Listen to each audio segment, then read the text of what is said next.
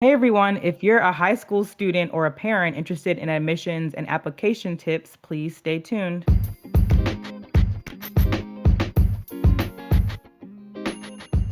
Hi, I'm Kiki, And I'm Kemi.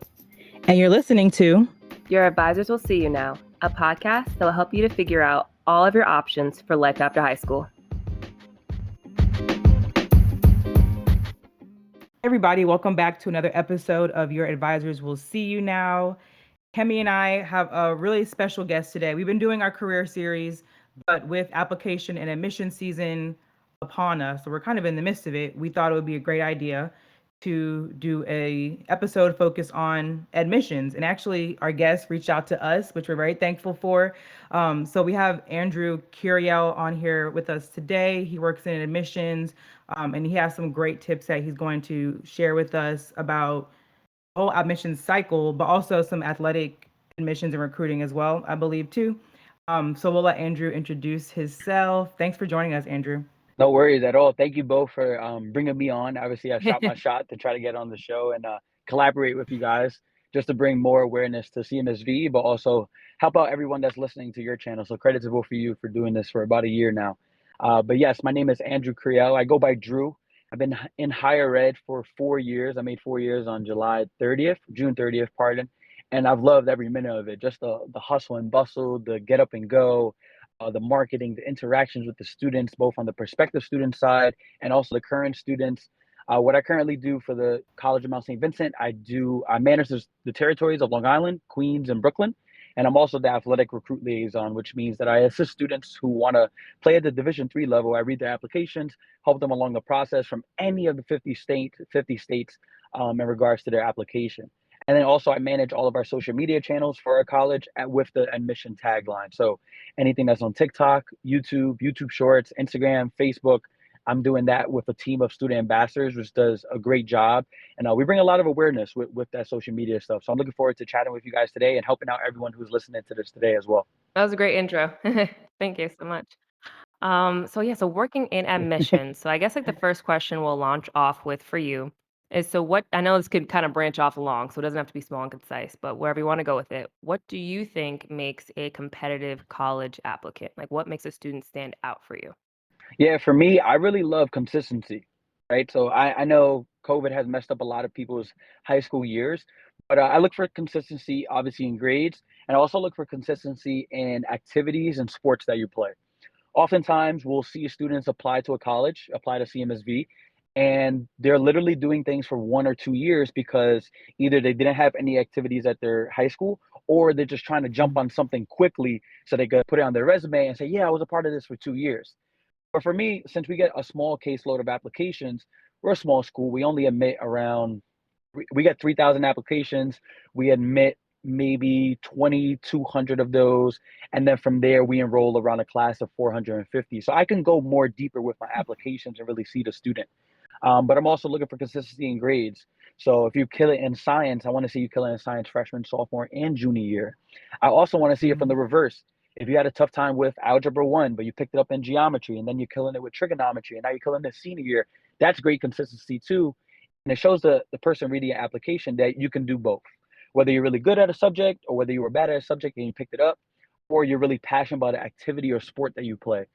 I get some students who are playing lacrosse or baseball or basketball since 5 years old, and now they just want to continue to do that as well. So, in order to get a strong application, I look for consistency in grades, activities, and also clubs or sports. I think that's a good point to discuss too is consistency because essentially when you think about it, like for people that don't know what the application process is colleges get tons of applications pushed towards them. So they really want to know who you are behind the paper. And to make that more pronounced to show yourself is through consistency. So if you are saying you've been through sports for a long time, or even like your application or your essay, you're saying how you overcome some certain obstacles, like you were saying with mathematics, like this was my obstacle, this is how I overcame it, and this is kind of the characteristics of who I am now in my persona. So I think that does show a strong application, so you could see what the person really looks like whether they're what are their personality is, their interests, what do you think they can bring to the university? So I think that was a really good point. Yeah, 100%. Hmm. And we see a lot of that in the college essay too. So I always tell students, try to tell me something that I can't see on your academic transcript in your college essay to try to let me know more about you. And I'm so passionate about the college essay. I'm doing a college essay workshop tomorrow on my IG feed, on my IG live, and then on Zoom too for any students who signed up for free. Nice. It's like, again, I've been doing it for 4 years, so I read so many of the same essays, and honestly, it looks like some teachers are helping them or some parents are helping them, and it's like, no, I want to know more about you, the student. If I'm gonna admit you to the college, I want to see what you're gonna bring. Mhm. I think that's perfect. Then one last thing, and I'll have Kiki go into her topic. But I used to be that student, where it was like senior year, and I was like, "Well, I heard I have to do extracurriculars," so I had like a bunch. Don't be like me, everybody. Be consistent. So, like as Andrew just said, be consistent. We want to see what you're really doing, what you're really involved in. So don't be like me. But go ahead, Kiki, with your next question. No, that's good. I think I kind of want to hear more about the college, like the essay part. I know you're doing a Instagram live, so if people can join, then well, this is coming out in a while, but we'll plug that for you sometime. But can you like I know you kind of gave it like a surface level of like what you're looking for in the essay. What are some like red flags that you see you're reading an essay, and what are some things that you're like, wow, this is great. It's really caught my attention. Yeah, for sure. So I like the term red flags in essays because it goes with the students and what they know about. Mm-hmm. But the red flags in the essays is I hate people that use like big words to try to impress me. So like Mm-hmm. instead of saying like, oh, I had a spectacular volunteer experience abroad, like just say you had a good experience, just say you had a good experience. Like that's it. I'm already impressed enough by the student applying to college. I'm impressed enough if you do your FAFSA. I'm impressed enough if you did 3 years of high school. Like that's the minimum for me. Another red flag as well is spelling errors. A lot of people I see sometimes just little things like, and remember, I'm not no English major. I'm not like the best person at writing, but like just have two people review your essay over just to make sure for spelling errors. Because I know you could get tired. You're applying for so many different schools, and then it's like, oh damn, now I got to check my essay again. Have someone else do that for you. And then another red flag is it has to be one page. I'm letting everyone know I'm sticking with my guns. One page college essay. Anything longer, honestly, admission counselors do not have the time to read anything longer than one page. Considering we're a small school and we split it up by territory, I read around 800 college essays per year. I don't have time to read each one in depth. So what I do is I try to pick up on keywords, get an idea of the essay, highlight what's important, and then I'll move it on to second read for my director to read.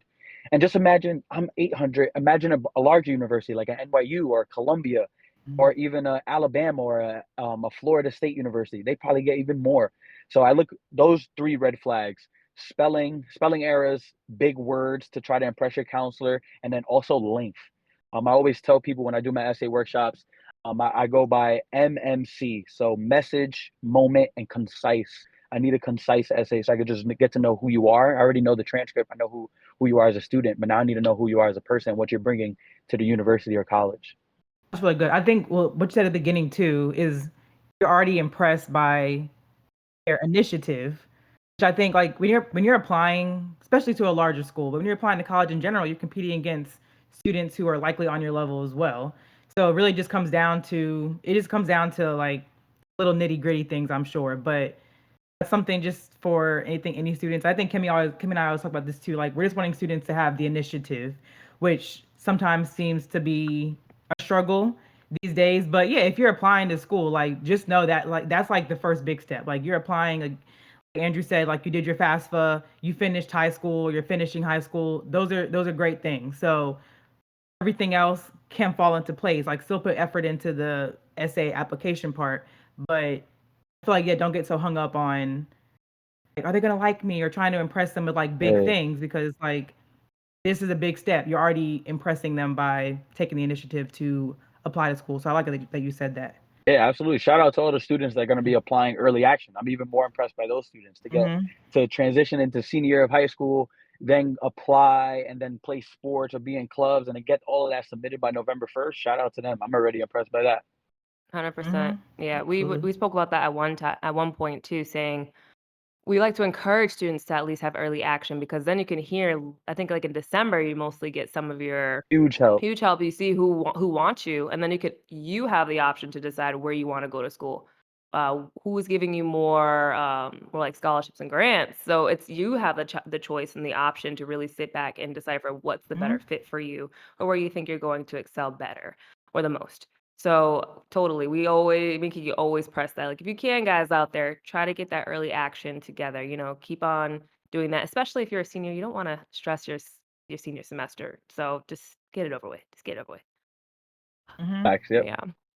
So along with the application process, you also work with recruitment. So is it the same So can you tell us a little bit about that? Is it the same application process? And then how does that work? I wasn't a sports person, so I knew I wasn't getting any athletic scholarship, so I didn't even know. So for the people Got that are out here that are really into sports and maybe like some of these scholarships are truly life changing, some people can't afford to go to school.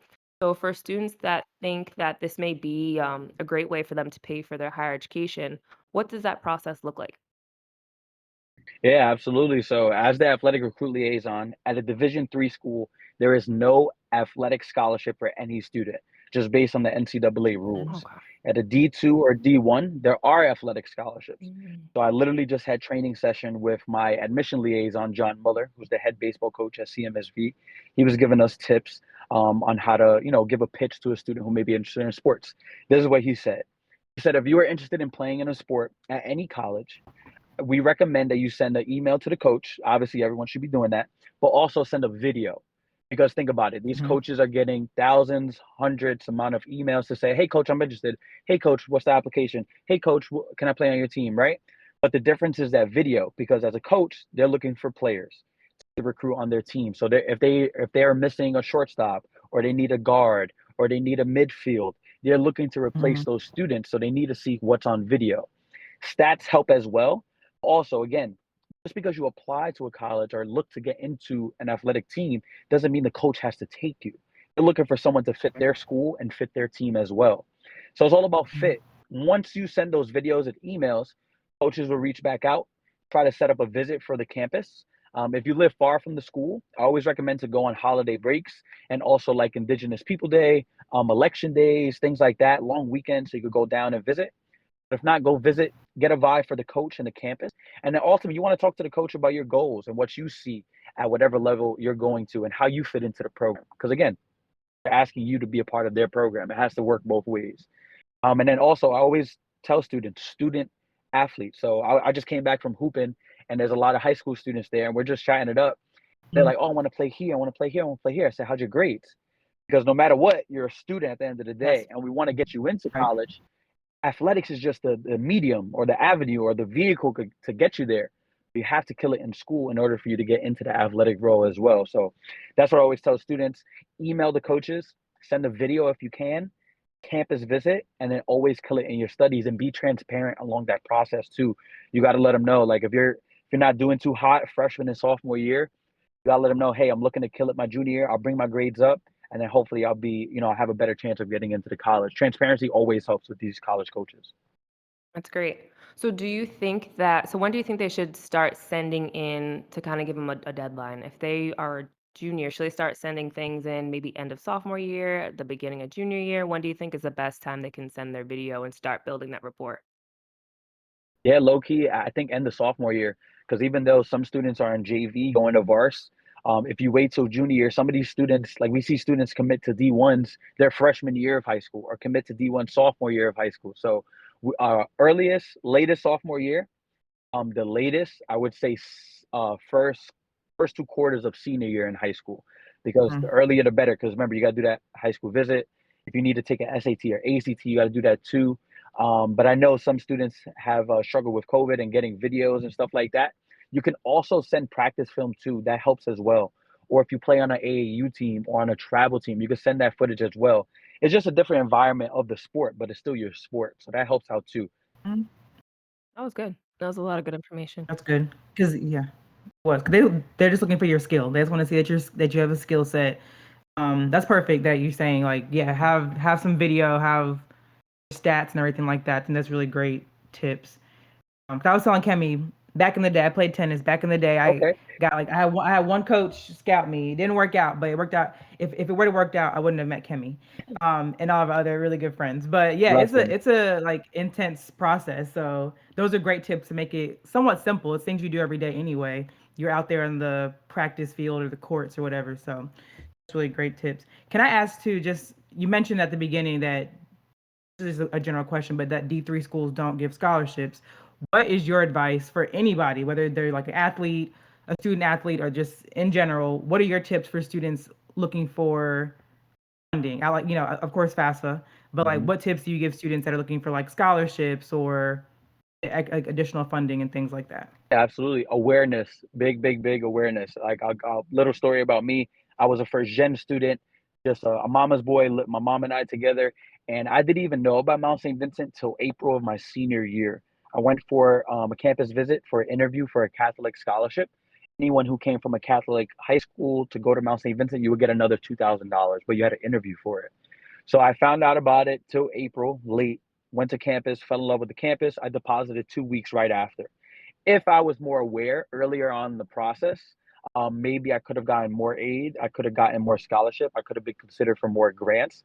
So what I'm saying is all the tips for the students is this. Start emailing the admission counselor responsible for your territory or your region and say, hey, I'm interested in learning more about scholarships, grants, and also other opportunities to gain more funding. Literally, our job is to advocate for each student that applies to the college or the university. So, for example, we have a great scholarship called Seton Service and Leadership Scholarship. It's awarded to any students that are a leader on their team, in their community, or even in their home. If they do community service hours, if they work in a church, if they're a captain on their team, they get full room and board for the scholarship. We pick 12 students per year. Students know about it, but also we have to let them know about it. So, example, if I don't go to a school fair or if I don't visit for a high school visit, those students don't know. There's also their job too to ask us, email us. We're always available. DM the colleges, talk to students that are applying too. Hey, have you seen this, that one, that one? At Mount St. Vincent, we have helped that process. So, for example, on the Common App, we put all of our premier programs there so that they could see them, what we offer, and things like that. The earlier that you are available and accessible to the college to let them know, like, hey, I'm interested. Let me know what else you guys have. We're going to help you wholeheartedly. I think that's great. And I think Mm-hmm. I like how you said it just shows so much how you need to be very proactive. So this is talking to especially parents that are listening to this, and teenagers that are probably listening to this. I hate to say they're probably listening to this senior year, but parents like try to have these talks with your children to try to establish and figure out where they may be thinking of going to school. Or me and Kiki are always saying the earlier the better. So like freshmen, sophomores, developing that interest, trying to get a better understanding of what job or career you're thinking about going into, and then you can kind of build your college search on that. But it really is everything is being proactive because especially if you're a student that knows that they might not be able to afford like higher education and is really expensive, just doing that and asking ahead of time universities that you're interested in to understand funding or scholarships can help so much. I only didn't know about too many additional scholarships where we went to school in Elon. Kiki, I think you got notification of one, and that's how you were part of the Watson Odyssey. Kiki? Yeah, but I think kind of same thing. I think I just Googled scholarships. I don't even know that they reached Hmm. out to me. I think I just was like, I need something and Googled it, and I applied to that like the day before it was due, like maybe the night it was due. But See, it was a but you blessing. you had the For sure. courage to look that up, which is important. And I always tell students be aware of those opportunity programs. Like we have HOP, we have a trio, we have an institutional creative program Mhm. called MAP. And it's like if students don't look those up, unfortunately, they won't be nominated for it if I don't even read the application. Like I'm already talking to fall 2023 students emailing me, hey, I just want to talk about your college through DM, through email, through anything like that. And it's my job to serve them. So even though they don't have an application in, Mhm. they're still a student interested at College of Mount St. Vincent. I'm going to help them, so we're always here to help. Yeah, I appreciate hearing that. It's we always Mhm. it's always like a large part of like me and Kiki say all the time, do your research. We say that all the time. But if you don't know, just throw out Mhm. that Google. Google is always there in the back. It's always there to help out. So, and it's It's free. So free. do your research to find the scholarships and find the aid that you can get, but try to be proactive as much as possible. So, another question we have is So for let's say we have some students and family members that are on board like freshman year of high school and they're trying to start, Okay. prepping for the college application process. What's kind of your ideal deadline for like what you think is the best steps for them to take to be more prepared for the application process? Yeah. It's funny when I'm at college fairs and like we love to talk to seniors, obviously, because they're going to be applying directly after the conversation. I enjoy talking to juniors as well because hopefully they could come for an open house or a visit. Sometimes when we get sophomores or freshmen who come to the table, we're kind of like, oh, we're not going to see you until like 2, 3 years from now. Like, and we joke around, oh, this information is going to change anyway. Don't even bother. Right. But I love talking to freshmen and sophomores because the earlier you're engaged with the process, the less stress you're going to deal with. Imagine if you're a freshman right now, your parents are on board to help. You start visiting 25 reach schools. By the end of the visit, you should already know if the vibe is there or not. Right. Now you're knocked down to 22 schools. Now you have some far schools you want to go to. Go ahead, try that commute out. See if you want to do that over Thanksgiving weekend and Christmas weekend and Easter break. See if you want to do that commute. Now you're down to maybe like 15. So the earlier you get started, you'll be able to see what schools are not actually a fit for you, and then also having that connection with the admission counselor is huge. I love walking into schools like this fall. Like I got my first travel tomorrow on Long Island, and I can't wait to go back because I met so many sophomores and juniors.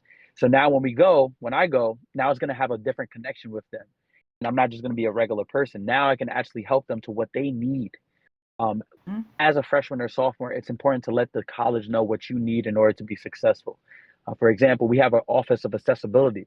Students from last year contacted me at the end of their junior and senior year of high school to say, "Hey, my student needs this accommodation. They need this requirement in their dorm or in their classroom. Do you guys have that available?" And I respected it because it's like, all right, you want to make sure that all of these accommodations are for you before you even apply. Because that's the thing, we don't want to waste time either. So I always tell students, make sure you go visit those schools early, kill it in those first 2 years of high school, and then also get that initial impression with your admission counselors to build that relationship with them. As both of you know, in higher ed, people come in and out, revolving doors, but still make those connections as early as possible so you can have a person backing you up by the time you apply and also come onto campus. I'm thinking back, like I don't remember if I utilized the admissions counselors enough, but Me that's what neither, you all yeah. there to do. Like you all travel months at a time for this purpose, and that's what you all are there to do. So yeah, anyone listening, like it's always listed on the college's website who your admissions counselor is by, like you were saying, by territory. So absolutely use them. And actually, I do remember I had one admissions counselor at school I didn't get into, which is totally fine. But I was very connected though. I was like, I have to make that rapport. But yeah, it's very important. So another question that I have too, I work at a community college. So I have a question about like how you all like what your advice would be for transfer students. That's a big part of what I work with every day. Yeah, what's your advice for students that are maybe coming from a community college or transferring in from another college, but just transfers in general? What advice do you give to them? Biggest advice to transfer students, make sure your credits that you are taking transfer to the college or university that you are going to. That is the hugest thing. Do not waste your time. If you're going to start out at a community college, and I have no beef with community colleges, I think it's a great option Mhm. because of the accessibility and also the price. I've met a student before he graduated from my high school. He's at NYU right now. I said, "Hey, how did you get in initially from the high school that I graduated from?" He's like, "Bro, I went to 2 years community college at BCC, got my grades up, and then I went into NYU." I said, "I respect it." I said, "How much are you in debt?" He said, "Not as much as that if I started at my freshman year." So I always tell students, if you're going to take credits at a community college, try to take those common cores like an English, a math, a science, a religion, a Mhm. history.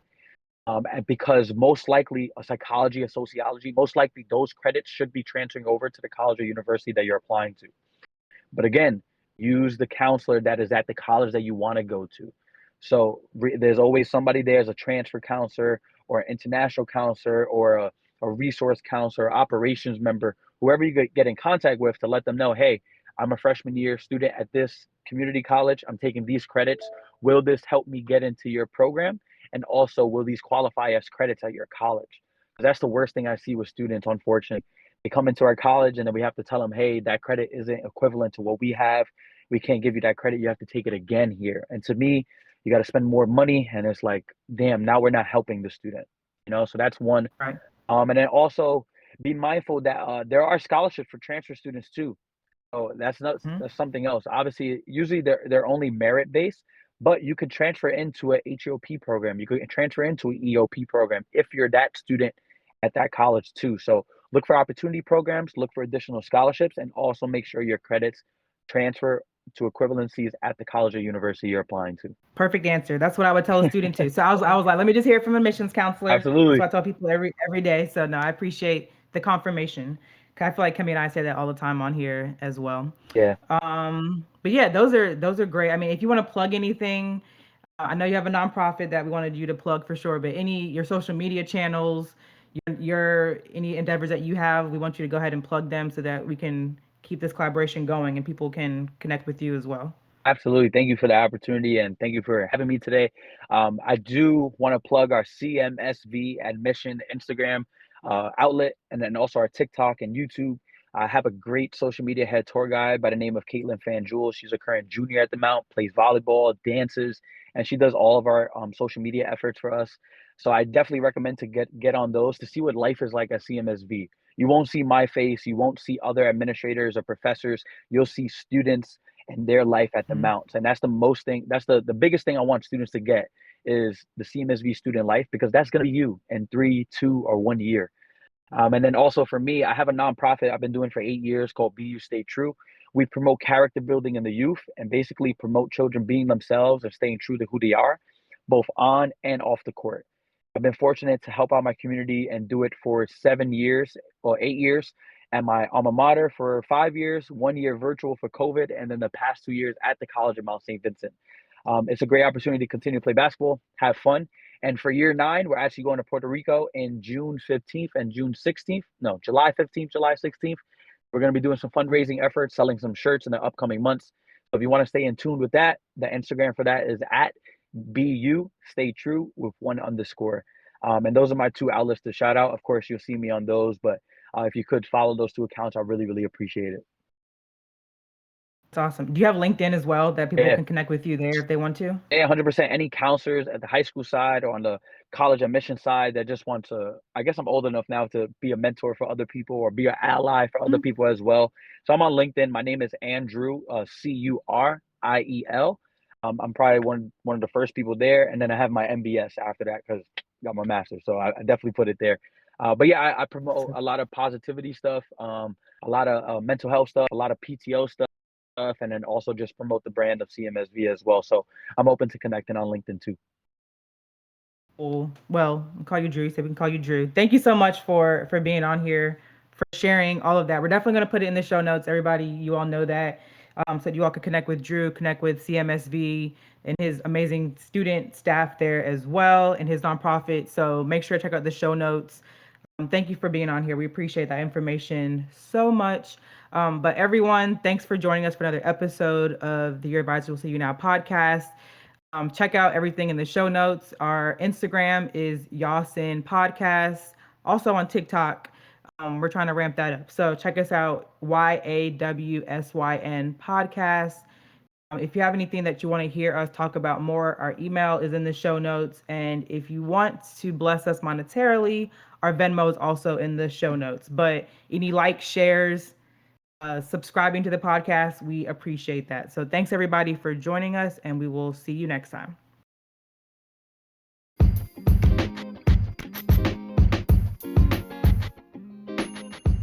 Thank you, everyone, for tuning in and listening to the latest episode of Your Advisors Will See You Now. Please make sure to follow us on all of our social media pages and check out our website.